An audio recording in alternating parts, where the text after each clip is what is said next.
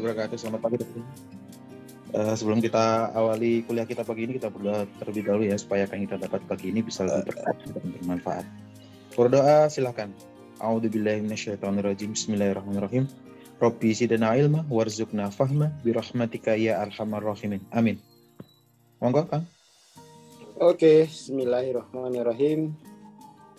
Assalamualaikum warahmatullahi wabarakatuh. Selamat pagi ya. Mohon maaf khusyuk di kantor gitu ya. Sampai keluar satpam dari langit ke-7. Mas Didu, ayo berhenti kelas. Ya. Ya kita lanjut ya yang kemarin bahwa ego itu berangkat dari kesadaran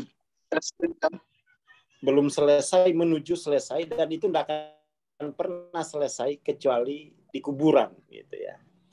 Kata Nabi kan begitu.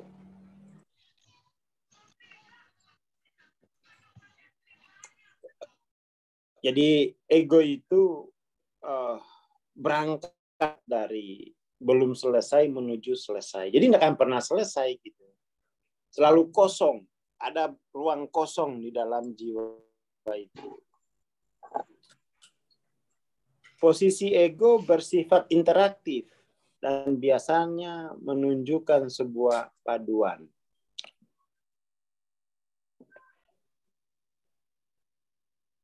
Untuk meredakan kemarahan, orang harus rela menyerahkan kebanggaan. Menyerahkan itu maksudnya itu meleburkan. Kita harus meleburkan ananiah kita gitu kan. Dan pada ujungnya itu adalah menyerahkan sebuah hasrat. Kapan-kapan kita bahas hasrat ini ya setelah MTLOC. Jadi kenapa hasrat? Apa sih makna hasrat secara spiritual? Hasrat secara spiritual itu artinya aku menolak kehadiran Tuhan. Menolak diisi oleh Tuhan. Maunya diisi oleh materi. Itu kan itu secara spiritual kan hasrat artinya itu. Desire itu kan artinya itu. Menolak diisi oleh Tuhan, menolak kehadiran yang ilahi, tapi mengizinkan diisi oleh materi. Itu hasrat itu begitu.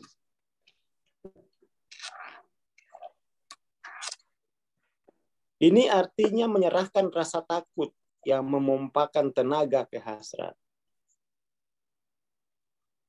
Yang berhubungan dengan melepaskan hayalan, anggapan kehilangan, dan seterusnya. Ini saya kehilangan, berat ini, kehilangan macam-macam.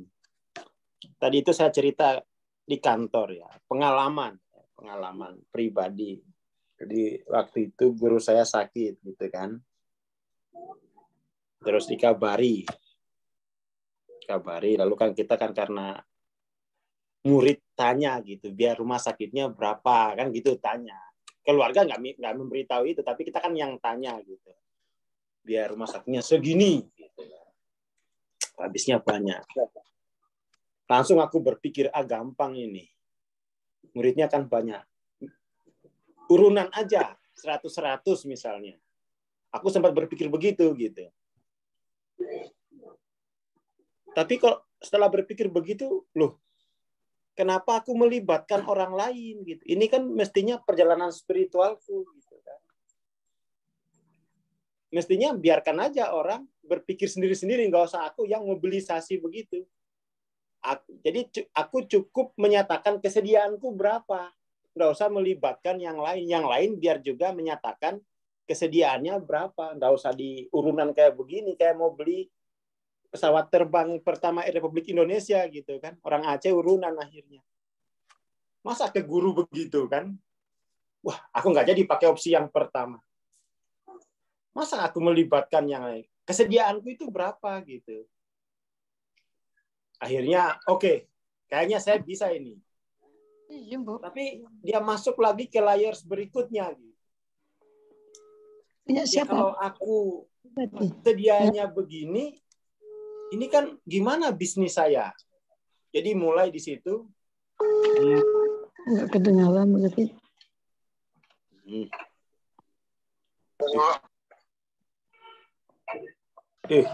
Saya terkunci nih, Kang. Jadi mulai bergeser itu. Jadi kegelapannya awalnya itu ketidakbersediaanku itu kemudian saya siasati dengan mengajak orang lain bersedia. Bayangin coba. Jahatnya gelap itu kan.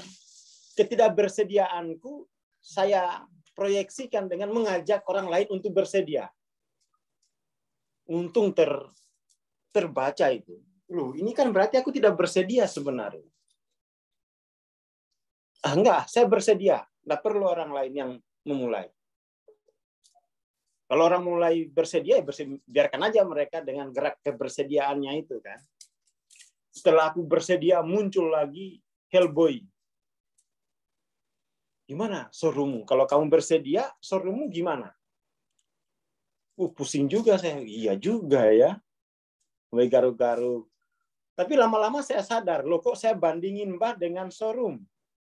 Berarti makomnya Mbah ini sudah setara dengan makom showroom gitu. Wah, ini showroom memang harus dibakar ini. Lepas dari situ gitu. Udah nggak apa-apa showroomnya ini. Nggak apa-apa showroomnya tutup, mati sekalian juga nggak apa-apa. Akhirnya muncul setelah showroom saya matikan, muncul. Terus gimana aku? Ternyata itu tidak bersedia itu. Ketidakbersediaan itu adalah anania. Terus gimana? Kembali miskin lagi dong. Mbah sehat, aku yang miskin. Anania itu mulai membandingkan dirinya dengan makomnya Mbah. Oh, kalau begini mah. Oh, jadi showroom ini itu biar ananianya hidup. Oh, gitu ceritanya. Gitu kan. Akhirnya 3 hari tapi itu self talk-nya. Lapisan-lapisannya dari unwillingness ke willingness. Setelah willingness, datang lagi jebakannya. Gimana showroom?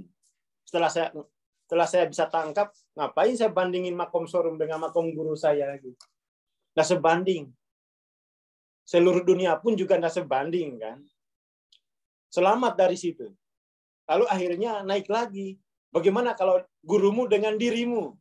Gurumu sembuh, kamu miskin. Rela kau? Rela lah. Bersedia. Jadi kebersediaan itu berlapis-lapis.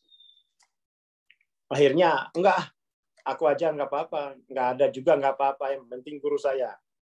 Akhirnya ngalir set gitu. Aku ceritain ke Mbak, lulus kau katanya. Ya lulus untuk jebakan willingness itu loh. Apa namanya ini?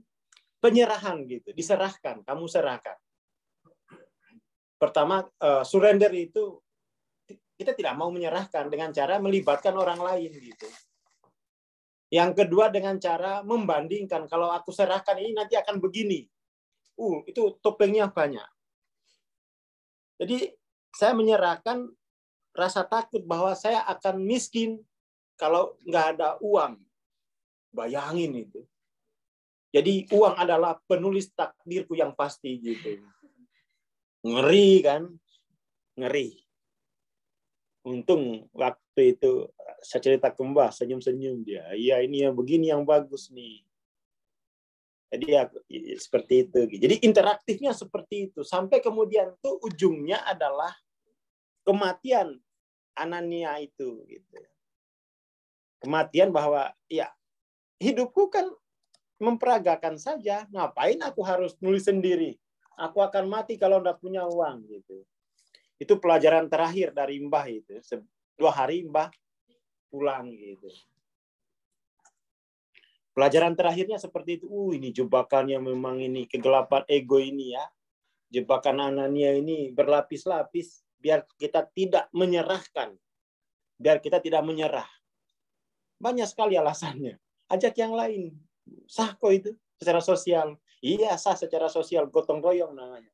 Tapi secara spiritual saya entar dulu. Apa maksudnya? Kenapa saya ajak orang? Kan kalau di 500 itu kan hanya saya yang menjalani kehidupan ini kan gitu. Tidak ada orang lain. Itu namanya tanggung jawab spiritual gitu. Kalau yang tadi itu urunan itu namanya tanggung jawab sosial. Bareng-bareng yuk. Ya, tapi kan saya muridnya. Murid spiritual, bukan anggota sosial yang sama dengan Mbah, kan gitu. Itu saya break benar. Mbah itu guru saya, dia bukan warga sosial yang sama kedudukannya dengan saya gitu. Aku nggak mau gitu. Aku nggak mau.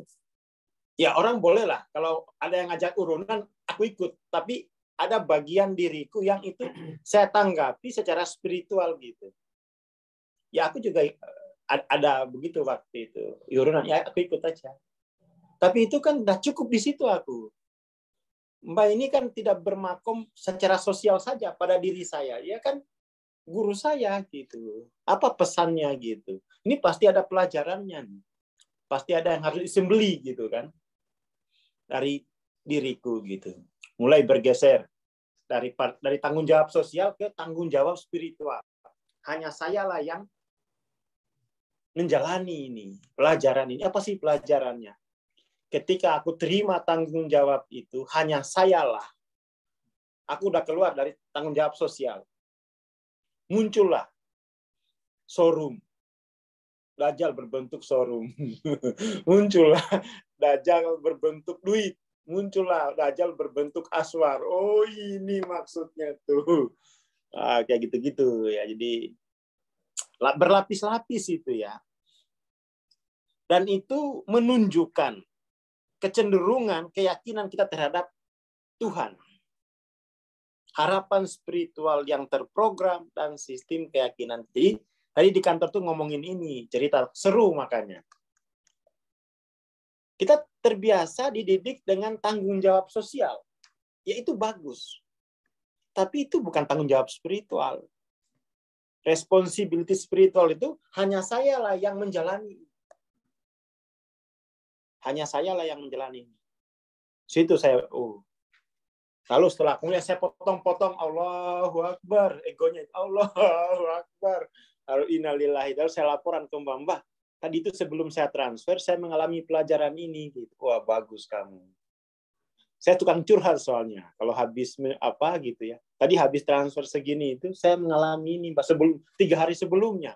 Makanya saya telah transfernya karena saya harus masih berjuang mendapatkan pelajaran spiritualnya. Tambah bagus. Cerewet memang saya itu. Nyumbang aja harus curhat. Bukan nyumbangnya, itu perjalanannya untuk sampai pada kerelaan membunuh diri sendiri itu untuk kemuliaan itu. Ya, seperti itu ya. Jadi, oleh karena itu, upaya spiritual adalah perkara eksplorasi. Eksplorasi dia. Yang mentransendensi konsep-konsep mental seperti konsep asbabiyah gitu kan. Terakhir itu kan asbabiyah. Kalau uangku habis, aku gimana Mbah sembuh keluar dari rumah sakit, aku yang miskin. Jadi uang itu menjadi asbab dari aku kaya gitu. Itu ceritain ke Mbah, senyum-senyum Mbah, sukses lah ya, berhasil, lulus lah ini katanya. Tinggal diingat-ingat saja pelajaran itu, nggak ada lagi pelajaran yang ya terakhir, pelajaran terakhir itu. 2 hari kemudian terus Mbak bilang terakhir itu, nanti aku kalau udah sembuh baru kau datang ke rumah ya. Oh ya siap Mbak. Tapi saya langsung berangkat tuh. Udah nggak enak perasaanku. Kok udah sembuh baru aku disuruh datang. Malam-malam aku langsung naik pesawat gitu ke Jogja. Besoknya Mbak meninggal gitu. Ya sudah aku lah tinggal naik sambil nangis. Ya, tapi ya pelajaran terakhirnya itu sama Mbak. Betul-betul menjalani apa ya? Eksplorasi ya, konsep-konsep mental. Tadi itu berlapis-lapis dari konsep sosial ke konsep psikologi, naik ke konsep spiritual gitu kan, naik dia. Kenangan terakhir itu ya. Jadi sebelum duka ada ya sisi pencerahan lah ya. Cuma dukanya lebih lama saya waktu itu nggak siap gitu. Cuma tak ingat-ingat gitu ya. Pelajaran terakhirnya kan seperti itu gitu. Ya beruntung aku bisa cerita gitu kan. Dan dia bilang, ya bagus. Sambil tertawa aja. Jadi ini penting, eksplorasi apa ya, dunia batin kita ini kan berlapis-lapis. Dari sosial ke individu ke masa depan. Masih individu itu masa depan tuh. Gimana nanti kalau bahasa sehat aku yang miskin, yang sakit kan. Itu masa depan, individu sampai ke masa depan gitu. Ujung-ujungnya saya serahin semua. Enggak ada itu semua. Saya bisa void gitu kan. Wah, itu luar biasa pembelajarannya. Dan ini ketika membaca ini itu tadi, oh ya ini aku pernah ngalamin ini level-level ini. Oke, itu dulu ya. Saya kira tidak terlalu panjang, tapi mungkin ya teman-teman bisa tangkap poin terpentingnya. Konsep-konsep mental itu berlapis-lapis. Lihat di solving ego. Saya gambarkan hierarki lapisannya itu. Di solving ego di tentang main kalau nggak salah tuh ya, atau tentang ego di rekamannya gitu ya, di rekamannya silakan ya daftar nggak usah di uangnya itu nggak usah ditahan ya, willingness untuk mencapai pencerahan. Showroom aja aku nggak tak pikirin, apalagi cuma uang 450 ya. Harus begitu, harus radikal spiritual. Ini tentang bahwa hanya saya lah yang menjalani kehidupan ini gitu. Sembeli udah. Uang makanya aku kalau nyuruh orang belajar tuh 450 loh, kamu pikirin. Mahalnya Bang Aswar ini. Kamu menjalani kerugian karena memelihara ego itu sudah berpuluh-puluh tahun, kok udah miliaran, kok ngeluarin 450 sulit, ngeluarin 5,5 sulit, itu kebangetan kamu. Udah gitu kan teman-teman saya ini, bukan teman-teman. Teman-teman saya kan saya marahin. Ini enggak benar kamu tuh. Untuk urusan dunia kamu nabungin. Urusan spiritual 5,5 juta kok kamu mikir kayak disuruh lamar Syahrini. Enggak benar ini cara berpikirmu. Udah langsung lah itu, nggak usah banyak pikir, urusan spiritual kok mikir. Showroom aja tak bakar saya disuruh ini. Tinggalin, suruh ngajar, tinggalin semua showroom yang ngapain. Ini kan urusan jiwa.